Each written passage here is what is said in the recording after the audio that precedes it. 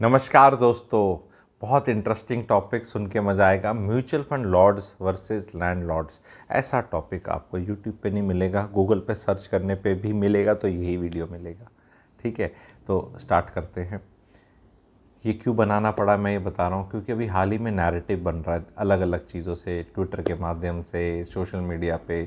बैंगलोर में किसी ने लिखा कि भाई 20 लाख रुपए तनख्वाह है, कुछ बचता नहीं, 75,000 तो रेंट पे चला जाता है।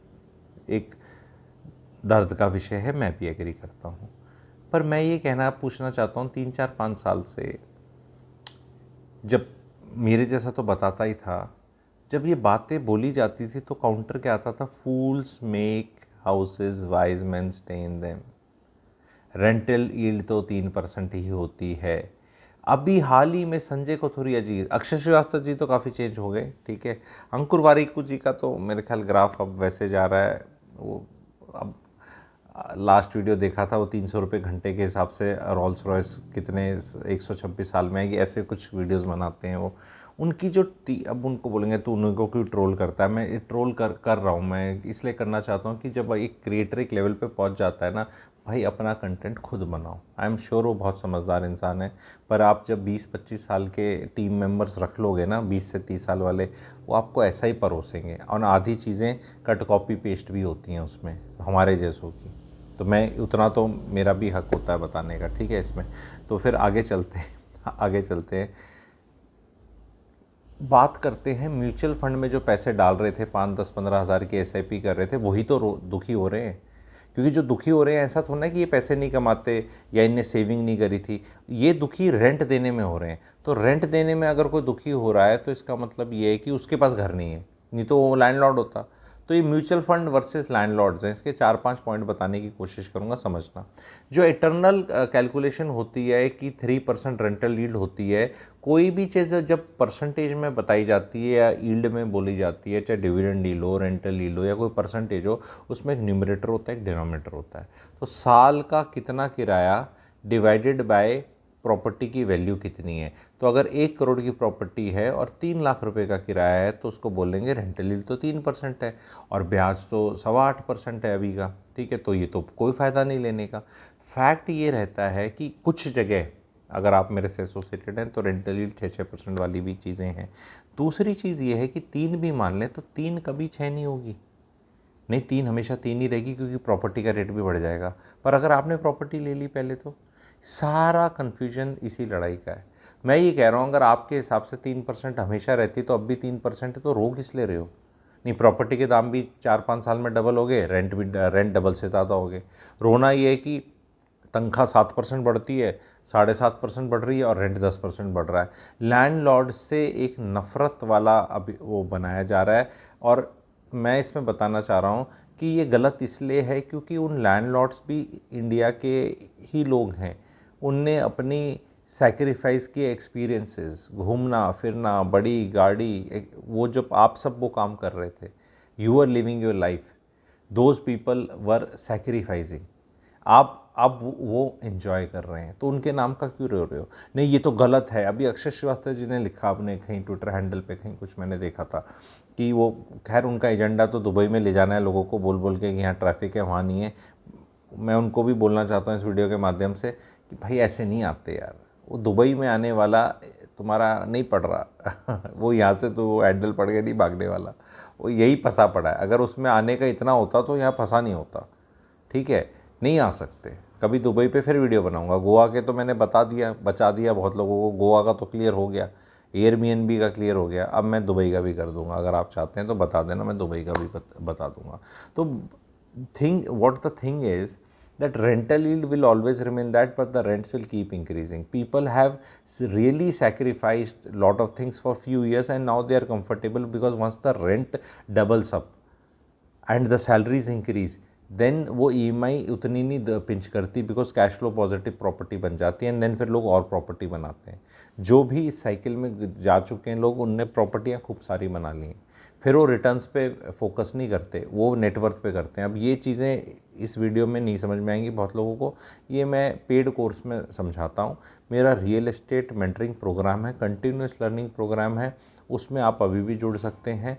14 रिकॉर्डेड क्लासेस हैं, बहुत बेहतरीन टॉपिक्स हैं, कम से कम टॉपिक्स जानने चाहिए आपको। एंड उसमें एनरोल होना चाहते हैं तो नवरात्रि ऑफ़र भी चल रहा है, उसके बाद प्राइस उसका काफ़ी बढ़ जाएगा। तो रैंप दिए हुए नंबर पे आप मुझे व्हाट्सएप कर सकते हैं। तो अब बात करेंगे एक और चीज़ की जो घर खरीदना चाहिए सब लोगों को, और ये म्यूचुअल फंड लॉर्ड्स को बहुत प्रॉब्लम हो रही है। बेइज्जती होती है एज ए टेनेंट, एंड इस चीज़ में मेरे को पीड़ा है टेनेंट्स के लिए। मैं टेनेंट्स के लिए बैटिंग कर रहा हूँ इस पॉइंट में सिर्फ, ठीक है, कि बहुत लैंडलॉर्ड्स मेरे संज्ञान में आया है प्रैक्टिकली भी, और जिन लोगों से जुड़ा हूँ, एंड वो इर्रिस्पेक्टिव ऑफ शहर आया है कि landlords, not your landlord is misbehaving, your landlord is very nice person, आप उसको पैसे दे रहे हैं तो आप उसके एक तरह से टेनेंट हैं, उनका रिलेशन ठीक है। Problem is in a society, जो सोसाइटी नॉट द वैसे वाला समाज वाली सोसाइटी जो घरों को बोलते हैं ना, जहाँ 10 टावर और इतने फ्लैट हैं, जो प्रोजेक्ट्स बोलते हैं जिनमें, उनके अंदर एक ग्रुप्स बन चुके हैं, लैंडलॉर्ड वाले ग्रुप्स, जिस पे वो साजिशें करते रहते हैं किराए बढ़ाने की, ठीक है, जो भी हमारे जैसे ही कई बार सिखाते हैं, क्योंकि हम बैटिंग सारी तरह से करते हैं, ठीक है, तो डोंट जज मी, ठीक है। तो ये टेनेंट को निकाल देंगे, रेंट इतना कर देंगे, प्रॉपर्टी का रेट इतना है, और ऐसा करके वो they are right in their own way. But वो जब तक देखो आपका घर है, फ्री कैपिटल इकोनॉमी है, जिसको अपने घर के रेट जो लगाने हैं वो लगा सकता है, और जो रेंट पे वो आपकी मर्जी है, आपका market, but market will give you what the market के हिसाब से रेंट है। अगर 40,000 रेंट है आपके एरिया का, तो आप उसको 1 लाख रुपए नहीं मांग सकते ना, आप उसको हद मारो 45 बोल सकते हो कि मैंने बहुत सफाई कर रखी है, मेरे बड़े शैंडलियर हैं, मैंने फुली फर्निश करके दे रहा हूँ, तो जी 46 दे दो ना, AC भी लगा दिए तो 47। आप 40,000 के रेंट को 80,000 नहीं कर सकते। बोलने को तो आप कुछ भी बोल सकते हो कि मेरा इतना है, ठीक है। Same thing is on the pricing. अगर 1 करोड़ का फ्लैट है तो आप 1.5 करोड़ नहीं मांग सकते। आप उसको ये बोल सकते हो जी यहाँ बहुत बढ़िया सुबह धूप आती है, ये बालकनी ऐसी है, फलाना धमकाना स्टोरी सुनाकर 1 करोड़ की रेट को 1 करोड़ 10, 1 20 तक ले जाया जा सकता है। 10-15% का फ़र्क रहता है within societies and all, वो तो उतना लगता है। But what I am trying to say is कि बेइज्जती क्या हो रही है कि the way the interaction is happening. अगर कोई किराएदार कुत्ता लेके जा रहा है तो कोई और मकान मालिक उससे लड़ाई कर रहा है और उसको पाठ पढ़ा रहा है, ये चीज़ गलत है। बट ये चीज़ गलत होते हुए भी टेनेंट्स को पता होना चाहिए कि ये इंडिया का इंडियंस ऐसे हैं, तो अब क्या करें, हैं ऐसे नहीं होने चाहिए मेरे हिसाब से। मैं रियल एस्टेट का प्रो रहता हूँ, रियल एस्टेट ऊपर जाए, रेंट्स बढ़ें, लोग तरक्की करें, बट इसका ये मतलब नहीं कि टेनेंट से बदतमीजी करी जाए। टेनेंट इज़ अ मालिक of that property for which he is paying the rent, he is a temporary owner not a permanent. अगर आप बहुत कानून में भी जाएंगे तो जब वो रेंट दे रहा है तो उस टाइम पे वो उसको रहने का हक ले रहा है उससे, पर that is about a lease, that's why that lease deed is signed कि 11 महीने के लिए मैं तेरे को ऐसे दूंगा, मेरा है। एंड उसको कभी भी रिवोक किया जा सकता है कि 1 महीने के नोटिस दे के तू खाली कर दे, या वो उसको कहीं जाना है वो बोले मैं जा रहा हूँ, ठीक है, वो अलग रू। बट बदतमीजियाँ हो रही हैं। अब जब बदतमीजी होती है एक बीवी के साथ तो वो पति के पास जाती, तो पति अब वारिकू जी का SIP 90 साल में 900 करोड़ हो जाएंगे, नहीं फार्मूला फेंक सकता बीवी पे। बीवी कहती है मेरे को भी घर चाहिए। अब ये चीज़ प्ले आउट हो रही है। इसका ये सही है, गलत है, ख़राब है, मॉरलिटी पे जज नहीं करेंगे, but this is how what things are happening. तो इसमें करना क्या है। अच्छा, एक चीज़ और है, एक और बीमारी है जो मैं बताऊंगा, उसके बाद मैं बताऊंगा फिर करना क्या चाहिए सबको। एक और सबसे बड़ी बीमारी है, अब ये टेनेंट्स की कह लो जिनने घर नहीं खरीदे उनकी है। उनकी बीमारी क्या है कि कोई भी, जैसे मैंने सलाह दूँ कोई भी दूँ कि घर खरीदो एंड ऑल, तुम तो अपने फ़ायदे के लिए बात कर रहे हो, ये घर, ये रियल एस्टेट से तो सिर्फ गवर्नमेंट का फ़ायदा होता है, बिल्डर पैसे बनाते हैं, ब्रोकर पैसे बनाते हैं, रियल एस्टेट एजेंट पैसे बनाते हैं, ये सब बनाते हैं, अमीर होते हैं, हमारा पैसा लूट लिया, ये कर लिया। आपको उनकी इतनी परवाह क्यों है? आप अपनी परवाह कर लो ना। आप क्यों नहीं ज्वाइन कर लेते गैंग फिर? वो अगर वो सब पैसे कमा रहे हैं, बिकम गवर्नमेंट, वो तो बहुत मुश्किल है, इलेक्शन कैसे लड़ें, ये नेता कैसे बने, ठीक है। फिर बिकम बिल्डर, नहीं वो भी बहुत मुश्किल है। वो क्या, देन बिकम ए ब्रोकर, नहीं वो तो बड़ा गंदा काम है, okay. Then buy a house, चौथा काम कर लेते हैं, नहीं वो नहीं खरीदना, रोना है, बाकियों की तरक्की से रोना है। अरे स्कूल वालों को भी रो लिया करो, इतनी फीस लेते हैं, जो कि मेरे को लगता है रोने का रीज़न होना चाहिए। बच्चा कहीं कुछ निकल नहीं रहा, नौकरी लग नहीं रही, कोई अच्छे कॉलेज जा नहीं रहा, अच्छे कॉलेज से निकल कर कुछ नहीं हो रहा, ठीक है। वहाँ एजुकेशन सिस्टम में चुपचाप पैसे दे दोगे, वहाँ टीचर बुला के जलील भी करेगी, आपका बच्चा पढ़ता नहीं है, होमवर्क नहीं करता, आप ही नालायक, आपका बच्चा क्या आप ही नालायक हो, आप ही के जीन्स खराब हैं, वहाँ ऐसी फीलिंग आती है, और दबा के फीस देते हो। और बिल्डर के 3 रुपये 3.5 4 रुपये मेंटेनेंस पे तलवार निकाल लेंगे, क्योंकि बिल्डर पैसा नहीं कमाना चाहिए, क्योंकि बिल्डर दिख रहा है, स्कूल का मालिक दिखता नहीं। स्कूल में सिर्फ टीचर प्रिंसिपल दिखती हैं, और खुर्राट टाइप सी होती हैं, साड़ी कड़क सी पहन के आपको डांट देंगी, तो हिम्मत नहीं है पिताओं माताओं की भी नहीं और पिताओं की भी नहीं है मुंह खोलने की। लेकिन यहाँ मुंह खुलेगा। अरे भैया, हर जगह कोई कुछ लोग पैसे कमाएंगे, ठीक है, और हर जगह जब ये फ्यूचर ऑप्शन में पैसे खोती है जनता, तो ब्रोकर तो तब भी कमा ही रहा है। उसको जाके नहीं बोलते तूने बोला था buy at this, sell at this, stop loss at this, तेरा सब कुछ नहीं हुआ इस चक्कर में। बड़े बड़े फंड मैनेजर हैं जो पीएमसी रन कर रहे हैं, मार्सलस का ही देख लो, जो उनकी बातें कितनी अच्छी लगती हैं सौरभ मुखर्जी की, पर भैया 12,000 करोड़ से अब 4,500 करोड़ आ गया टोटल फंड्स, नहीं परफॉर्मेंस हुआ 5 साल में, बताओ क्या करोगे। तो या तो रो लो, that is a good option, कि अब करेक्शन आएगा, it's a bubble, it's a bubble, it's a bubble is going to फट। वो बबल में से फिर थोड़ी हवा निकल जाती है, फिर हवा निकल जाती है, और it will burst. 20 crore flat will be available for 1.5 crores, and 1.5 crore flat will be available for 28 lakhs। ऐसा बबल बस्ट होने वाला है, ऐसा बबल बस्ट करेगा तो कुछ और बस्ट होगा, और आपसे वो बस्ट नहीं देखा जाएगा। अगर किसी ने घर खरीद लिया है 5 करोड़ का, और उसकी कीमत गिर के हो जाए 50 लाख, तो वो तो फिर भी सांस लेगा, अगर उसने लोन नहीं ले रखा है। पर अगर ऐसा हुआ तो पता नहीं क्या क्या फटेगा, पैसे का क्या होगा, आप फिर भी गरीब ही रहेंगे, आप फिर अमीर नहीं होने वाले। क्योंकि अगर ऐसा हुआ तो सबसे पहले जो ये वेट कर रहे हैं रियल एस्टेट क्रैश होने की, सबसे पहले तो आपकी नौकरी जाएगी, क्योंकि कुछ बहुत ही गंदा होगा ना, तभी तो ऐसा होगा। अगर हम टेक्निकली भी लगा लें, ऐसा हो नहीं रहा है कुछ, लेकिन ऐसा आसमान गिरा कुछ हो नहीं रहा, बट अगर इकोनॉमिक्स को समझते हो आप लोग, कि आपकी तनख्वाह बढ़ती रहेगी, आपकी अप्रेजल बढ़िया होता रहेगा, आपकी म्यूचुअल फंड की एसआईपी बढ़ाते रहोगे, शेयर मार्केट में आग लगी रहेगी, घर गिर जाएंगे, घर के प्राइसेस गिर जाएंगे।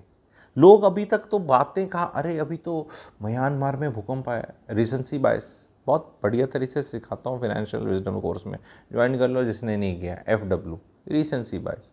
हाँ तो मत लो, बोल रहा था मुझे कोई ऐसा आया तो हाँ, मैं कहा मत खरीद, अब उसके बाद कोई बात ही नहीं।